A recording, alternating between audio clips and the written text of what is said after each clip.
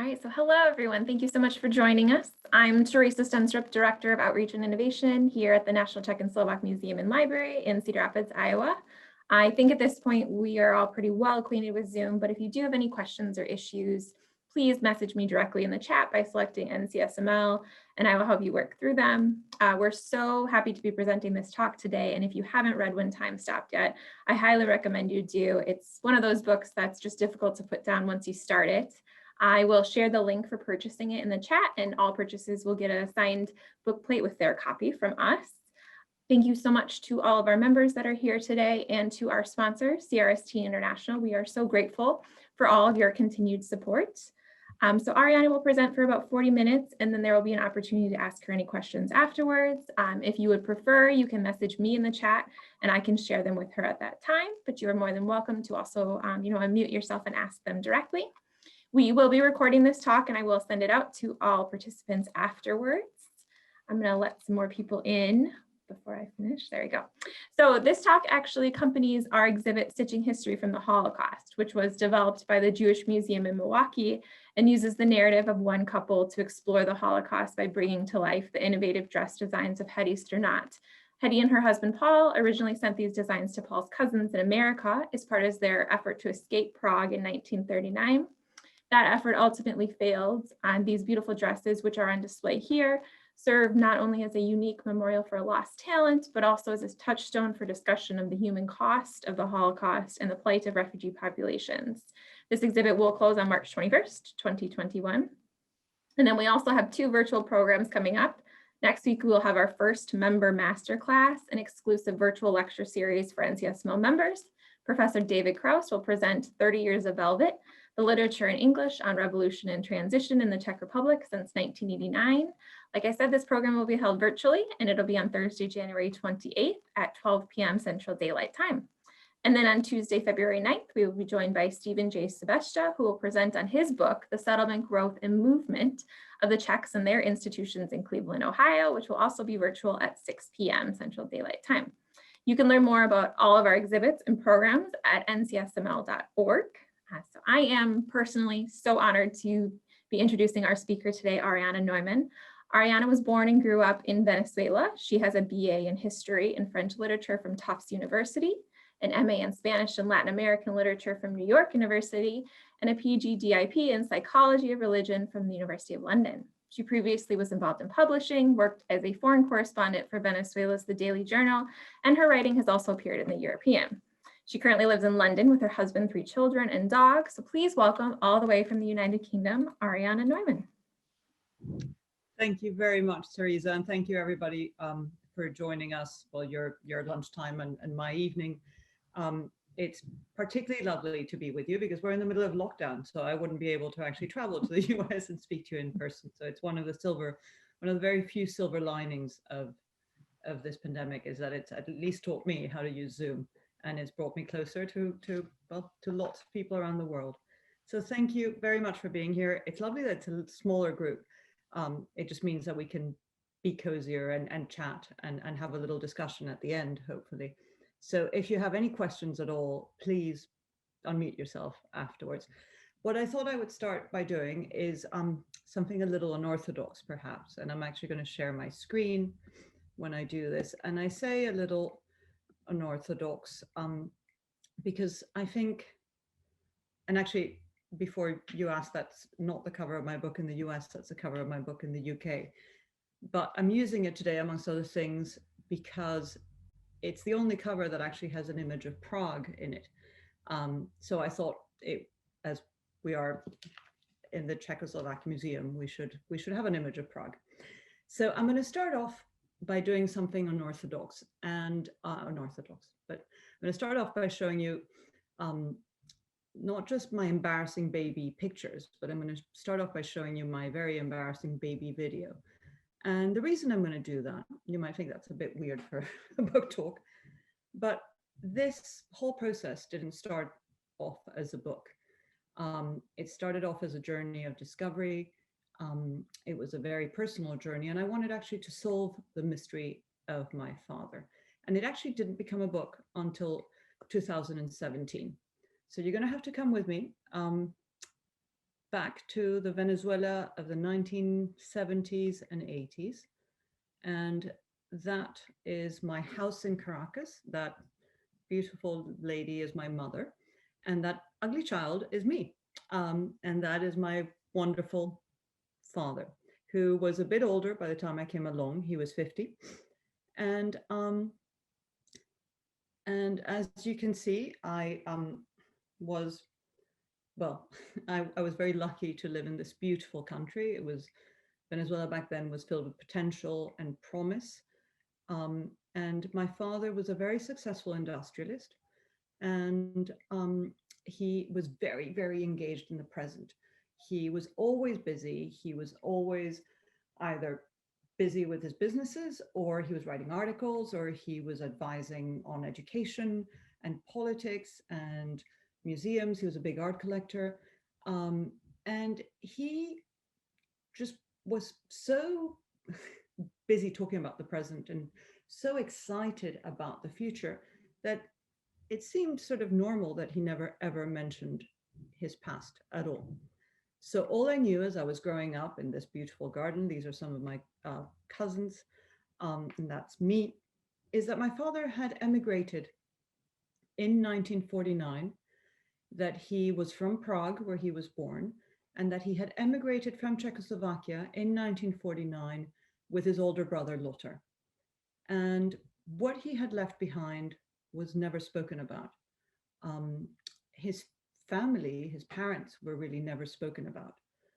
And I thought, well, I suppose as you know, children, we all get used to whatever it is that we grow up with. So I thought that was normal. And when I was about that age, so I was about 8 or 9, I decided to start a detective club with my friends and my cousins. And one of the things we would do is we would spy on people. So we're inspired by Enid Blyton, and undaunted by the fact that we were in the tropics and not in rainy England, we decided that we were going to solve mysteries. And little did I know that the biggest mystery I would ever solve would be that of my own dad. So we would meet on Saturday afternoons. One of those Saturdays, my cousin Rodrigo, who's now a very boring lawyer, reported that my father had moved a box very much like this one, and that he had moved it very carefully from this room to which only he had keys, where he kept his watches. And if you've read the book, you will know that my father collected watches. He was obsessed by punctuality and time, and he had 297 watches. And he had this room where he had lots of magnifying glasses and a little table and lots of tools, and where he would sit and fix his watches. And my cousin reported that he had moved this box from that room to some bookshelves, and that he had carried it as if there was something important inside, as if there was some treasure. So I waited for everyone to go, because it, had to do with my dad, and I wasn't quite sure what we were going to discover. And when they all went, I went and I found the box, and it was exactly where my cousin had said it was. Disappointingly, it was quite light, so I knew there was going to be no treasure at all. And I'm a good detective, so I opened it up. I started pulling papers out, and they all seemed like really old, boring papers. And then all of a sudden, I saw this. Sorry, that's my father. Me, that you didn't see that. I saw this, which was an ID card with a photograph of my father. And actually, I'm happy you have that image, because it magnifies it. But I want to show you as well, I don't know if you can see it there, how minute the card is, right? So it's a small ID card. It's made of cardboard, and it has what was very obviously to me a photograph of my father. He was obviously a lot less wrinkled in the photograph than he was, but I could recognize those eyes anywhere. And I had no doubt that it was him. And I was old enough to realize that this man was Hitler. And what really made no sense was the fact that it said Berlin. And I knew that my father was from Prague, and Berlin had never been mentioned. And then what really, really terrified me was the fact that my father's name was Hans Neumann. This card was made in the name of Jan Sebesta. So I ran to my mother and I said, we're living with an imposter. This man is not who he says he is. You know, my dad, or the man you're living with, is not called Hans Neumann. He's called Jan Sebesta. And I think maybe that will give you a clue to the kind of relationship I had with my father, perhaps.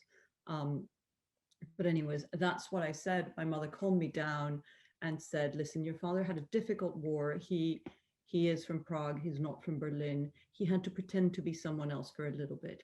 And that's why he has the card. But don't ask him questions about it because he gets very upset. So I was curious, but very quickly I learned that I couldn't ask my father any questions. But I think that's when really the mystery really emerged, or at least I realized that there was a mystery to my father then. And I had other clues as I was growing up. As I mentioned before, there was no talk about a family in the Czech Republic, or Czechoslovakia rather.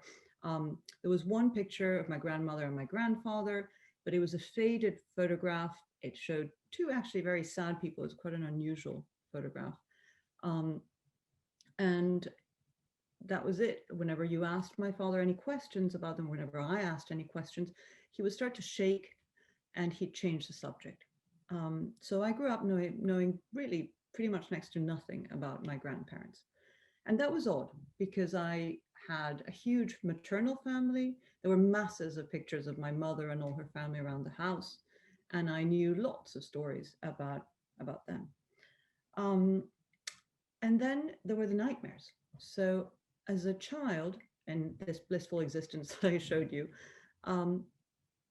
there was something that really jarred, which is very often my father would wake up the whole house in the middle of the night because he would be screaming, and he'd be screaming in Czech or in German, and his screams would be so loud that they would wake me up, and I would just run down the hallway. Or a couple of times I was actually in the bed because I had my own nightmares and I had been sleeping with them, and my father would just wake up covered in sweat and my mother would have to calm him down. And that of course made no sense, because why would a happy, successful man who clearly wanted for nothing wake up with these horrendous nightmares, not once or twice, but regularly? And then I went to study in Boston at a place called Tufts University, and they have something called international orientation. So if you're an international student, you arrive there, and all the kids from all over the world are taught how to, open a bank account in the US, and you're given lots of lectures. And as I was leaving one of those lectures, this young man called Elliot, who from Mexico, came up to me and fed me what was probably the worst pickup line, I think, in the history of bad pickup lines, which was something along the lines of, listen, we should meet because we're both we're both Latin American, we're both good looking, and we're both Jewish. And I took one look at him and I said, right, we've got a problem. I'm not Jewish, you're not good looking. And actually that was the start of a great friendship, which continues to today. But it was also rather baffling because no one had ever mentioned the word Jewish in relation to me before. So can't remember exactly if it was that night or the night after, but I called my dad who was in Caracas in Venezuela, and I said to him, college is great, Boston's beautiful. This man came up to me and said we had Jewish blood. And my father, his voice started to shake, and he said, you will never use that expression again. That's what Hitler said about us. And he put the phone down. So I suppose he wasn't the most communicative person, my father. Anyways, and then there was another clue. And this came actually a bit later on. So this was I think it was 1997. And I went to Prague as a tourist, as one does. And I was walking along the beautiful square. And I went, of course, to the Jewish Museum, because in those days, we used to use something called the Lonely Planet guides, and they said you had to go there. And as I walk, I don't know if you've ever been, but as I walked in, the Pinka synagogue the walls are completely covered with names, and it's rather dizzying. And literally, as you just walk in, if you're ever there and you remember, please do this. There's sort of 3 steps. And when you hit the 3rd step, just look up to your right and you will see my father's name. So I looked up and I saw Neumann. And I thought, oh, my last name. And then I kept on looking, and there was an Otto and an Ella. And I did know that those were my grandparents' names, but I didn't know when they were born, or indeed when they died. But my father was called Hannes Stanislav, which is quite an unusual name. And 9, that's the European way of writing dates, but 9/2/1921, February 9th was actually his birthday. And I don't know if you can see it there, but that is a question mark. And all the other names on that wall, which memorializes the victims of the Nazis, they all have a date of death. My father's had a question mark. So I had clues. I had clues that my father had a terrible secret that he couldn't share with me. And I didn't know precisely what it was. And I didn't ask him questions when he was alive. And actually, I didn't start asking questions until after he died, because he died in 2001. And he left me that box again, that same box, crammed with papers this time, that same box with the ID. And it was, I guess, then that I started asking questions. I didn't do it immediately because I felt I was having, my father died actually 3 weeks before my eldest son was born. And I felt that whatever was in that box was going to be very dark, and I was scared about what I would find. So I left it, and I approached it carefully over the years.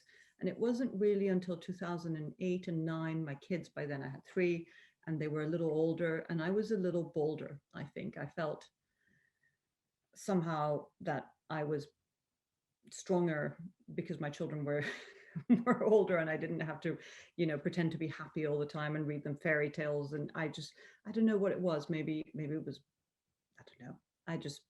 Enough time had passed. I was ready to delve into the past. And I started asking questions. So my father's older brother, Lothar, had died, but his widow was alive. And I started asking her questions. And then another box filled with letters from my grandparents in Terezin made its way to me. And my cousins started telling me what they knew. I hired a researcher in Prague, and I started piecing a family tree together. And these are some of the letters. I found out that I had some cousins in San Diego, California. And one of them sent me, actually, these are the letters and postcards, really, that were sent to his father. And his father was a stamp collector.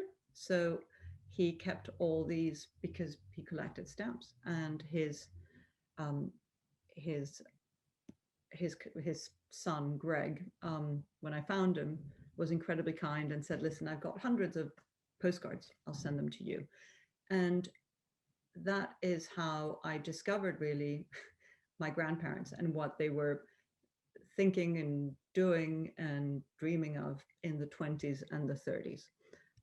So if I now know that I had a wonderful grandfather called Otto, who was very stern and serious, and a rather glamorous grandmother called Ella, who loved to sing and really lived in the moment and was sort of the life of every party, I think.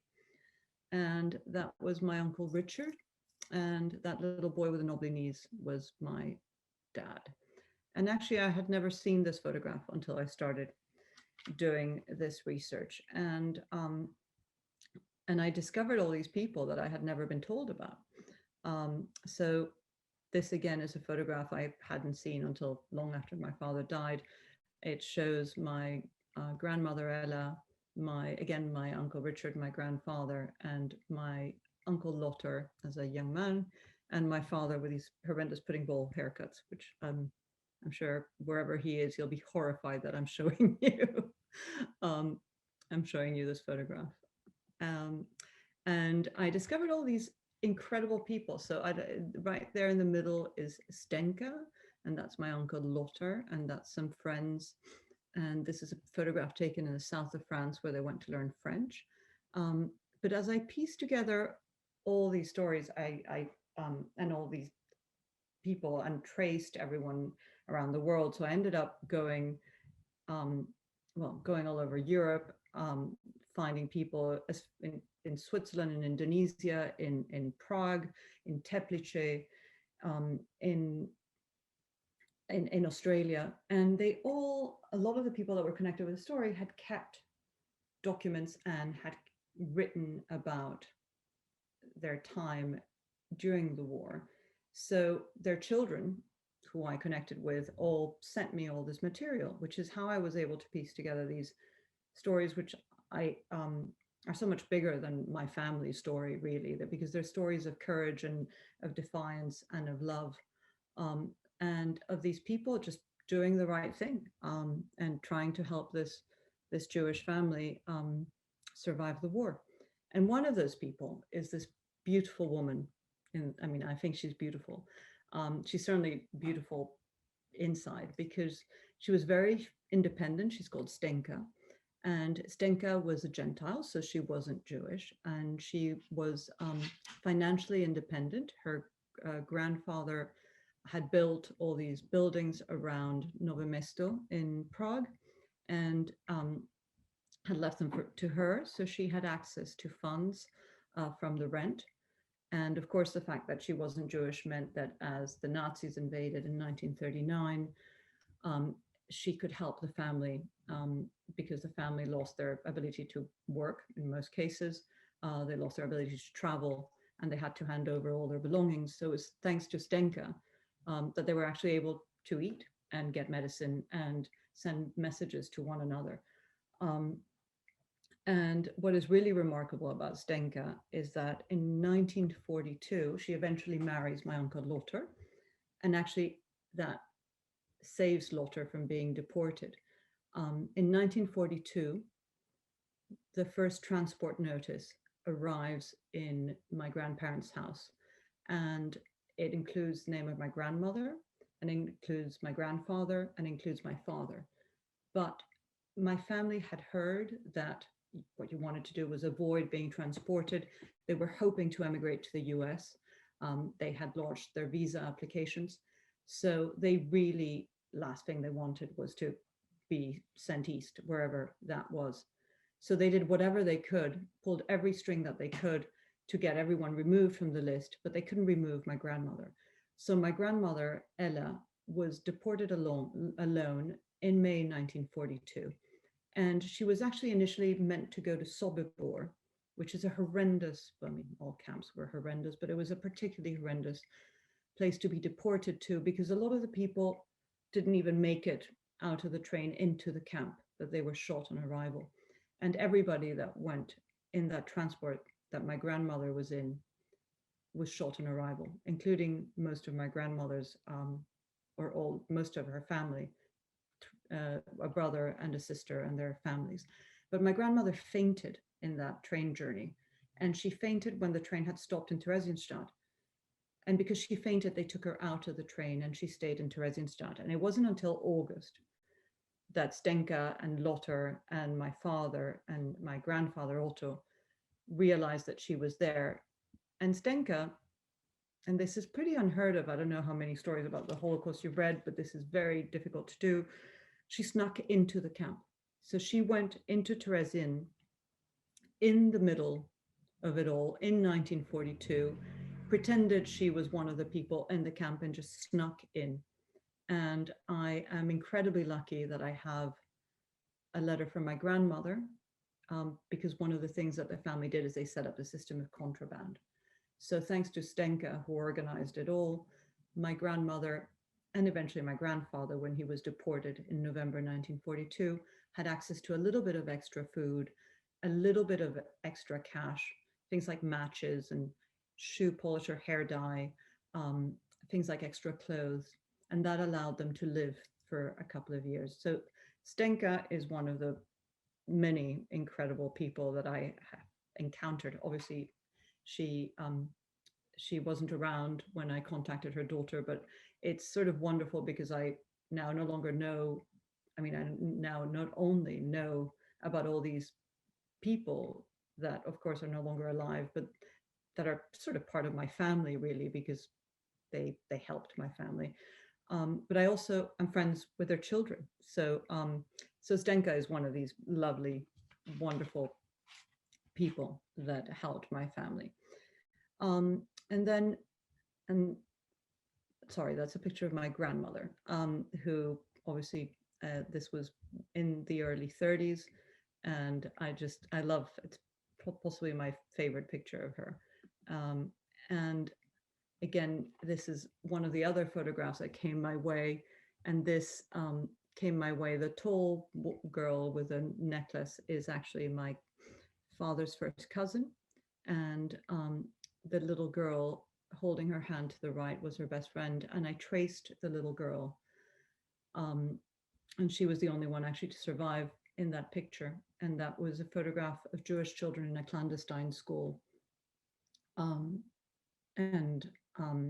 Anyways, so it's sort of wonderful that all these people kept memoirs and allowed me to piece it all together. This, just to give you an idea, is a letter from my grandfather. It's written in Czech, and I don't know if you can see really, but you can, what you can't see in the book, which is why I'm including it here, is how crammed with words it is. So this is just a close-up of a much bigger piece of paper, and they're very delicate, so I don't have them in my box, but you can see, I think, the words on the other side. So both sides are actually written and very full of information, both about the camps and about the state of mind of my grandparents. This again is Stenka, and I just love that photograph of her. And now, in November 1942, my grandfather and my father were meant to be transported. Again, they did whatever they could to try to avoid being transported, but it seemed like it had failed. So they had to go to Bubny, where they had to check in and spend a couple of nights. And then they got a little transport ticket once they had filled out all the forms and done all the bureaucracy that the Nazis made you do to hand over all your belongings and to further dehumanize you. And it was at the very, very last minute that my father is saved. And it was so at the last minute that one of the things that my father left me in this box is this. And it's actually, I'm going to again show it to you because there it looks huge.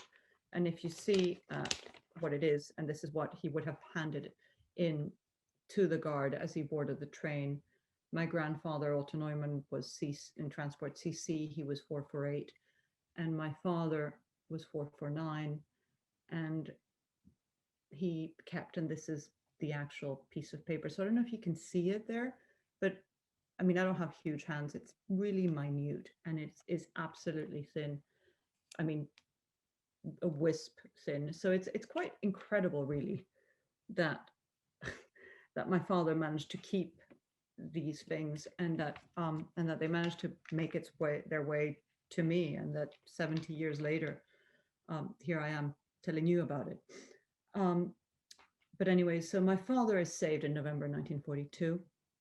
He is deemed indispensable for the war effort, and he stays in Prague, but he has to say goodbye, or actually he doesn't even get to say goodbye to his father, who is again deported to Terezin, where he joins my grandmother Ella. And my father stays behind, and he is, by now, he is 21 years old, 22, and in March 1943, his transport notice comes. And he knows that this time he's been told there's nothing anyone can do. He will be sent away. he also knows that because he has his letters from his parents, that he has to do whatever he can. They all say, listen, it's horrendous here, we're okay, but it's horrible. So please do whatever you can, stay safe, lay low, but do not come here. So it is then that my father, an incredibly bold move, decides to abscond from a transport.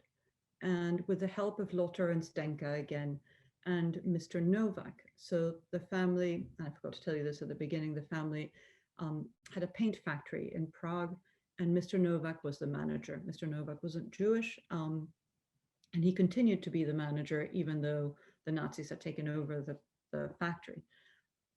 And Mr. Novak builds a fake wall and hides my father in this minute little room with a small window. And actually, if you're ever near Prague and you're ever in the area of Liban, the factory still stands. It's no longer a paint factory, it's now a disco. So it's not really that sort of, it doesn't, but it's still, the room is still there, the window is still there, the little grill, which my father had to move to get outside.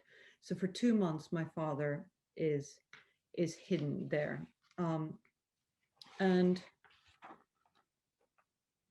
Mr. Novak again goes and helps him at night, makes sure that he has food, makes sure that he can get clean. And actually, one of the most beautiful moments I think in my life was tracing Mr. Novak's daughters and going with them to the paint factory in Prague, or to the disco as it is now in Prague, and having the daughter who was alive during the war show me all the little bits that her father had described in his memoirs, and that my father had described in his, and it's remarkable because she still remembers the fights between Mr. Novak, her dad, and her mom, because her mom was obviously hugely worried about this horrible risk that Mr. Novak was taking. It was illegal to actually give a Jew a cigarette. So you can imagine that harboring one and feeding them and hiding them was possibly punishable by death. So I want you to imagine this. You're 22 years old, it's 1943, and you live in Prague. Everybody's been deported, your father, your mother, your cousins, and you've absconded from a transport. And the Gestapo are looking for you. And you just know they're going to find you. You've heard the anecdotes, they found everyone else. So you have to think of something to do that is completely insane, something that will baffle them, something that will hopefully save your life. And it is then that actually my father's best friend, Stenka, comes to visit my dad. So Stenka, like a lot of young men during the war who weren't Jewish, was sent as a forced laborer to Berlin. And he was working in a factory called Warnecke und Bohm. And he had come for a few days to visit his mother. And he obviously heard about his best friend, Hans. They had studied chemistry together. And he went to visit Hans. And I don't know if any of you speak Czech. I sadly don't. But there is a saying that says the darkest shadow is just beneath the candle. So when Stenka and my father are sitting in this little room lit by a candle, I presume drinking quite a lot of Slivovitz or peach snaps or whatever it is that 21 to 21-year-old boys would drink in the middle of the war. Stenka says to my dad, "Oh, Hans, we're so overworked in Berlin. If only you could come and help me." And the darkest shadow is just beneath the candle. So if you're going to hide anywhere, you don't hide in the periphery. You don't stay in Prague where the light is eventually going to give you up. I don't know. You go to the center of it all. You go to the belly of the beast. You go to the one place where it is so dark, they're never going to find you. You go to Berlin. So that's what my father does. He travels into Berlin with Stenka's passport. and then eventually manages to get a job at Warnecke and Bohm, to have a big Nazi boss who's called Dr. Hogan, who takes it shining to him. He advances him and gives him access to material, which he then passes off to the resistance. I don't know if it ever made any difference at all, or it ever made it to, it was ever of any use, but it certainly made my father feel a little bit better, I think, about having survived. And that's how he survives for 2 years in Berlin against all odds. So I'm aware that it's a sort of 40 minutes since I started. I could do a little reading, but I don't know if we shouldn't, sorry, let me just finish with the pictures. This is actually a photograph from Warnecke and Bohm, and it's in the book. It's a rather remarkable picture because it was taken probably in 1940. It's the entrance to the factory. The factory miraculously wasn't bombed, so it's still there. It's known that, and Warnecke and Bohm still exists. It's now, its headquarters are in Bavaria. And I found this photograph not because my father had kept it, but because there is a man in Berlin who's obsessed with the area of Weissensee, and he has all these albums of the area during the war. And this was one, and he has one on Warnecke and Bohm, and this was one of the photographs that he sent me when I contacted him. And it is probably in the 40s, and it is someone who looks very much like Dr. Hogan, who was my father's boss during that horrendous salutation. But it gives you a sense, I think, of what my father had to face every day. And that is a photograph of my father as an official employee of Warnecke and Bohm. That little pin over there is the official Warnecke and Bohm employee. And it's, I don't know, I look at that picture and I think he looks pretty terrified. And this is actually my favorite photograph in the whole book, the black and white one, not the one of me. And it is my father and his best friend Stenka, and they are standing in Berlin. It's 1943, it's the summer, and it's the Tiergarten, and there are these two Czech boys, two Czech pranksters, because Stenka and my father belonged to a pranksters club, and they didn't really bother too much with their studies. They were just throwing stink bombs and doing silly pranks as young men. But there they are, the two Czech pranksters, standing right in front of the symbol of German military might. And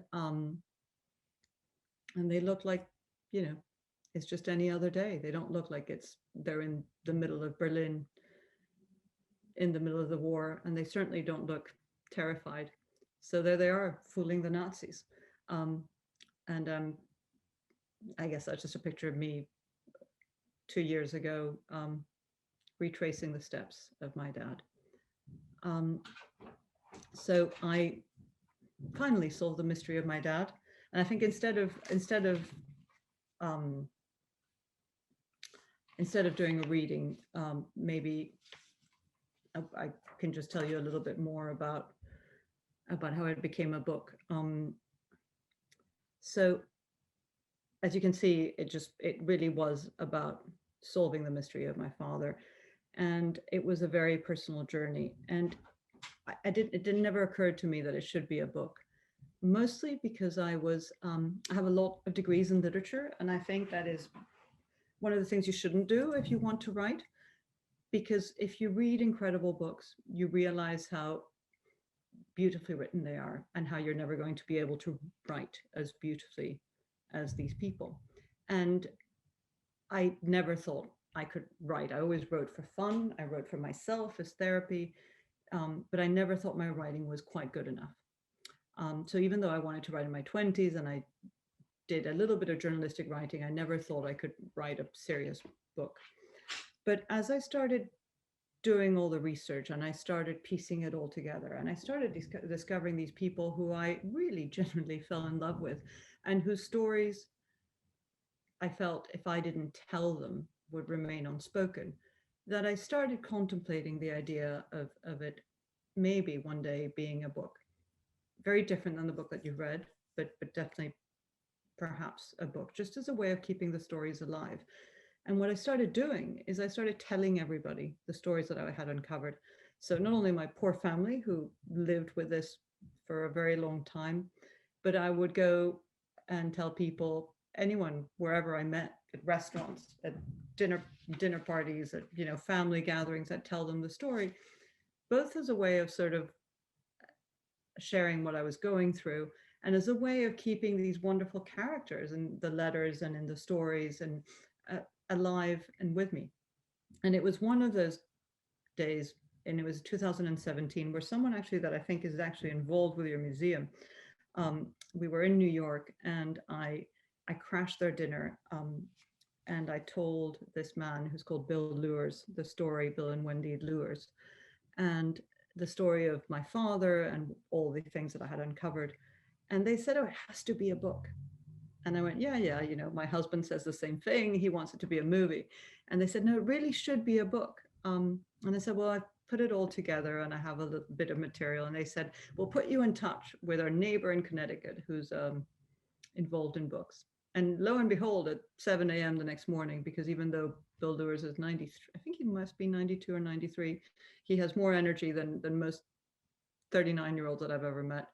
And he put me in touch with this woman who eventually put me in touch with an incredible agent in London, who sounds very English. She's called Claire Alexander, but she really is actually Czech, because her father was Czech.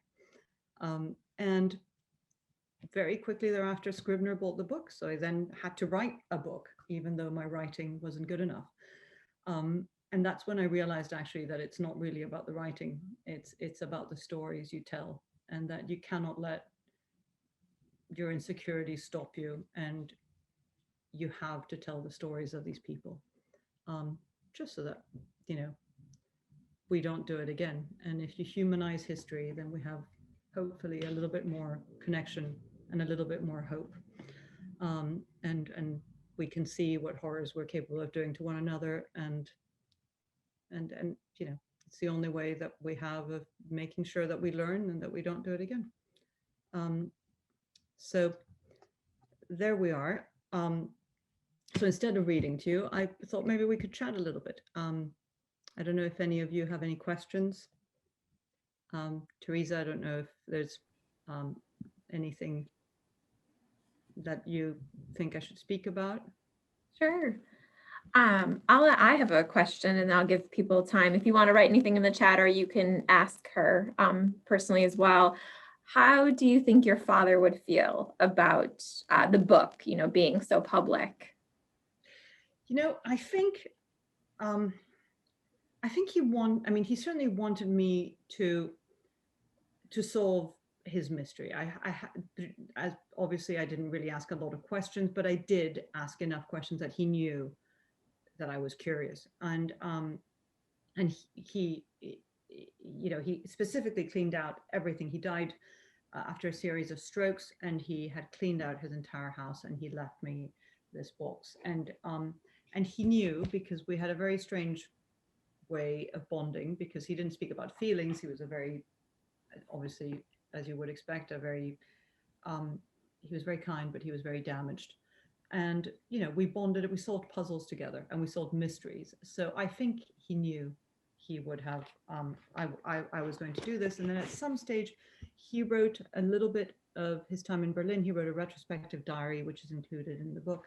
Mm-hmm. And he said to me, one day, and he showed me one page, and he said, one day we'll write a book together.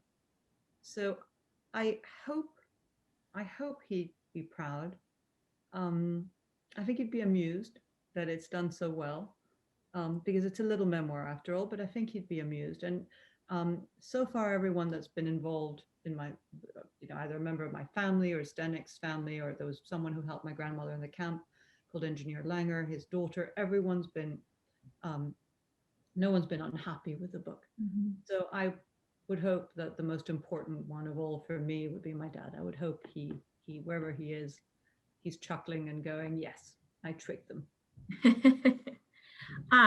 Since you've written it, have you had any other people reach out to you with, stories after the fact? Yes, lots. Lots. It's like all these things, and I sort of think, wow, if I could have incorporated those. And I actually had so many stories, and the book that I would have written probably would have never sold, because I had all these stories, really wonderful stories of my father's cousins and how they survived. And you know but yes, I had actually a marvelous Hungarian man who had met my father in the 60s, who called me up, and he said, so in my father's writings, he mentions a Dutch student, and how this Dutch student, who's a member of the resistance, how my father starts passing off information to him. And he calls him the Dutch student. And I did a bit of research. It wasn't the bit that I focused the most on, but I just didn't have enough time. And I went to some MI6 files and some CIA files, and I couldn't really find anything about that. But this man contacted me, called me up. He lives in Florida now. And he said, I know exactly who the Dutch student is. And he was a British intelligence officer that was in Berlin. So anyways, so that's one of the things. And then lots of people have contacted me and said, your father actually had told me this story. And I think what my father did, and a lot of traumatized people do, is that don't tell anyone the whole story. Mm-hmm. But every so often there are moments of vulnerability where they will let a little snippet out. I'm just sorry, I'm just seeing a lot of questions. It's okay. I'll keep track of them. Don't worry. Okay, good. You sort of.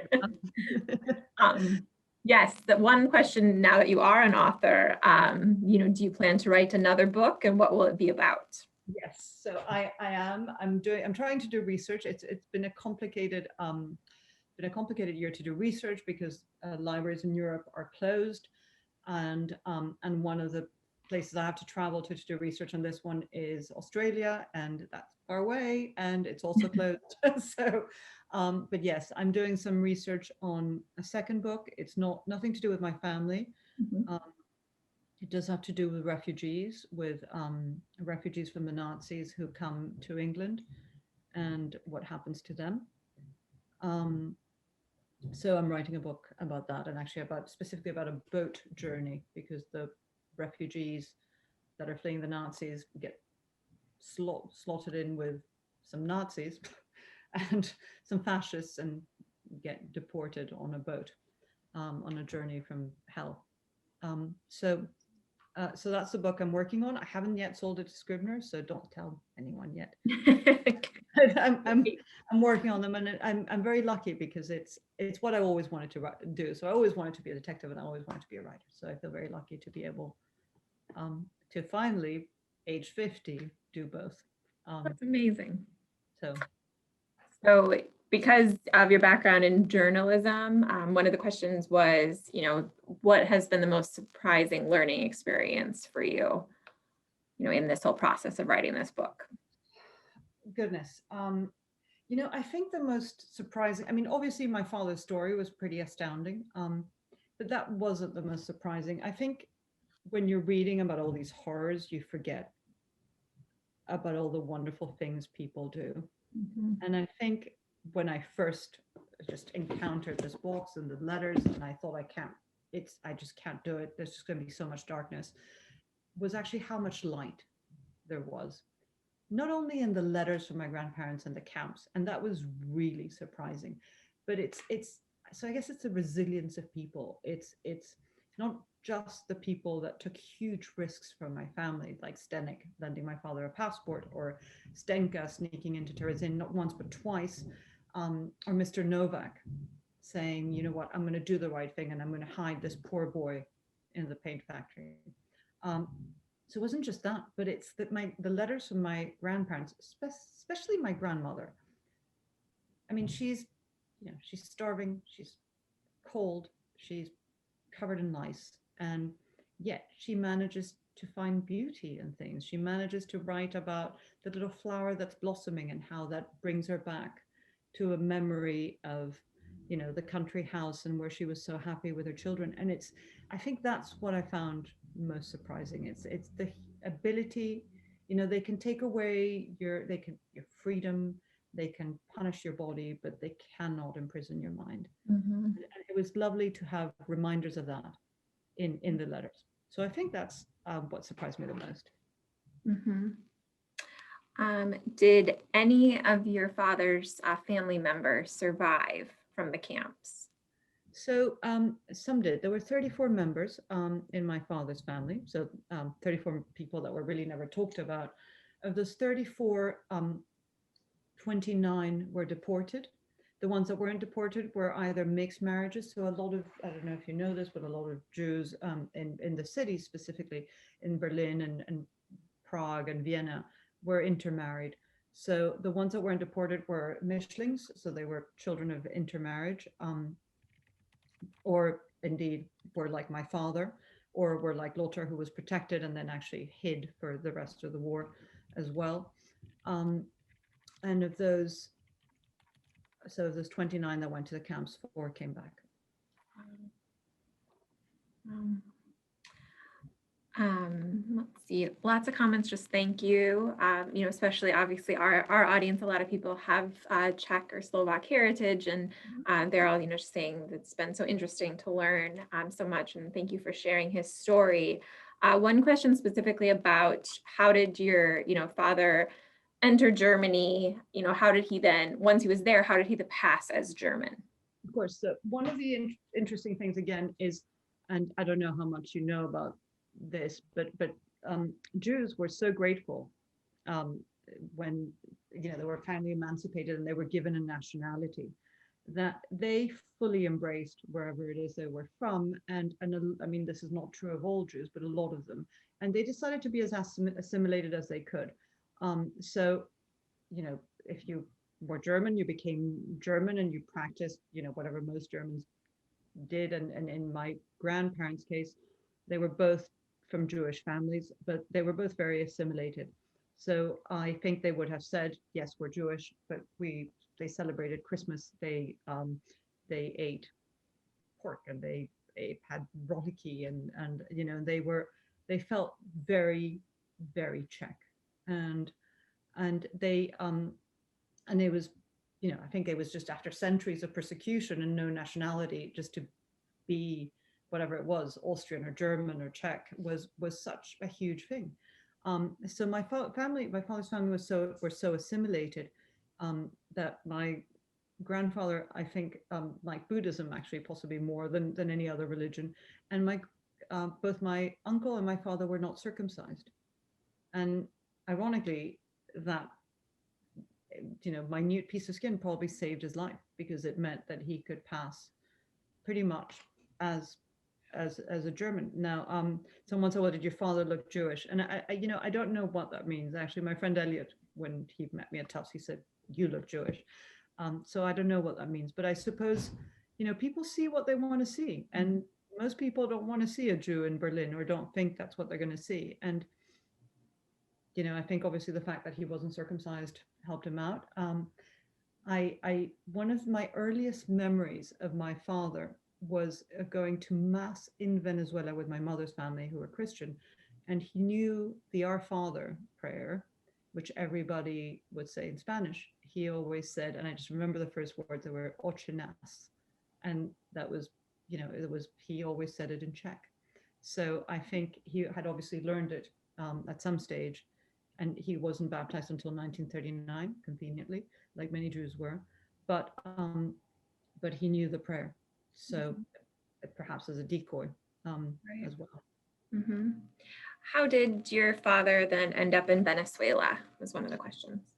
So they were pretty desperate to emigrate. They had tried to emigrate to the U.S., but the U.S. had quotas. They didn't have quotas specifically against Jews, but they had quotas against people from Central Europe, which between 1933 and 1941 were all Jews, obviously, or were fleeing Nazi persecution.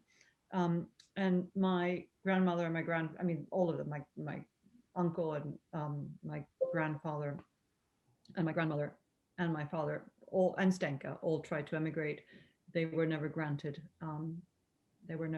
asylum, and they were never able to do it. After the war ended, they looked at all the different places, and the family had a paint factory, and that's how they had earned their lives.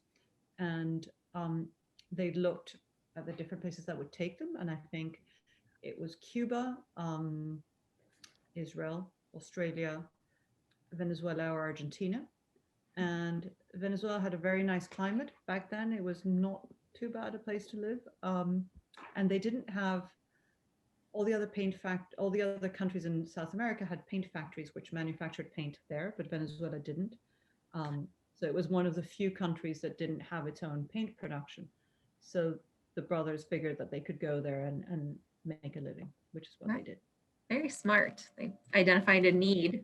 I know it was well thought out. You know, Yeah. I think then had, and obviously I think they would have gone to the US. So one of my grandfather's brothers, Richard, did actually manage to get out in 1938, but he was a single man, and I think it was always easier to emigrate on your own than it was with a family. The whole family.